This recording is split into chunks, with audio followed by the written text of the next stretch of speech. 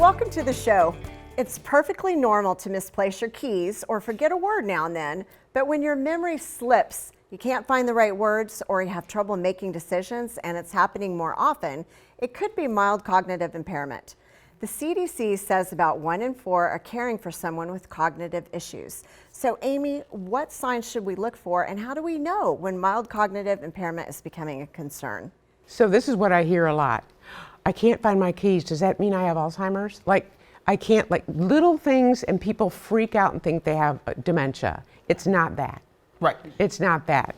Because people are so afraid of dementia. And I've said it and you've said it. You know, it used to be we were afraid of cancer. Now we're afraid of dementia.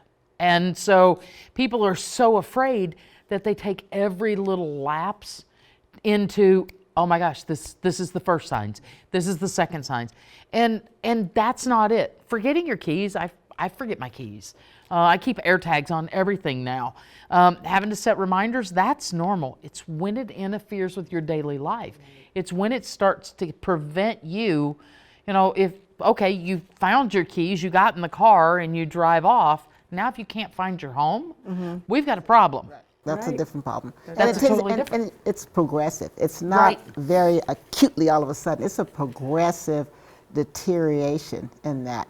And that's what people have to recognize. And not to be afraid just because you can't remember what you went into the room for, if you are multitasking, you get overwhelmed, I do it all the time. Sure. I have to, slow down, think about this so you can focus. But it doesn't mean I can't focus. But some people, they lose that ability to focus, and that's the problem. Right. Exactly. And sometimes they're diagnosed with MCI, mild cognitive impairment. People really flip out over that. Oh, but yeah. the truth of the matter is, if you're diagnosed with MCI, there's only a 10% chance it's going to morph into a more serious chronic memory problem. Absolutely, yeah. So I think it's important to make sure that we're encouraging people to go see a neurologist. If you have something that interferes with your daily life, see a professional, neurologist, neuropsychologist, get tested, get evaluated, and then follow up with it, but don't just project that you're going to have a memory impairment for the rest of your life and awfulize it.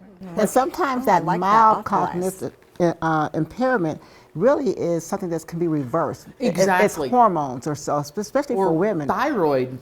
Absolutely, and they all work together, by the way. Yeah, absolutely. But estrogen and all that, the brain is so dependent on estrogen, and so when you start to lose that at menopause, you'll start to see some of the foggy brain and things like that. So that can just be a quick intervention. Right. I want to bring it back to what you said earlier.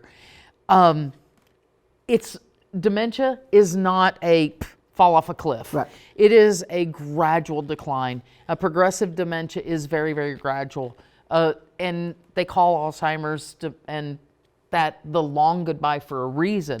So if you all of a sudden, yesterday everything was normal and today it's not, there's something physiologically wrong. It's not a cognitive issue at that point. I had a caregiver that walked in my office one day and she's like, Bill caught dementia. And I'm like, oh, he did. Yeah, he caught Alzheimer's. And I'm like, do tell. And she said, no, he didn't even know I was coming today. He always is at the gate. He's always excited. He didn't know I was coming. I said, but he knew you were coming yesterday. Well, yeah, he was there at the gate yesterday. He just didn't know today. I said, call his doctor.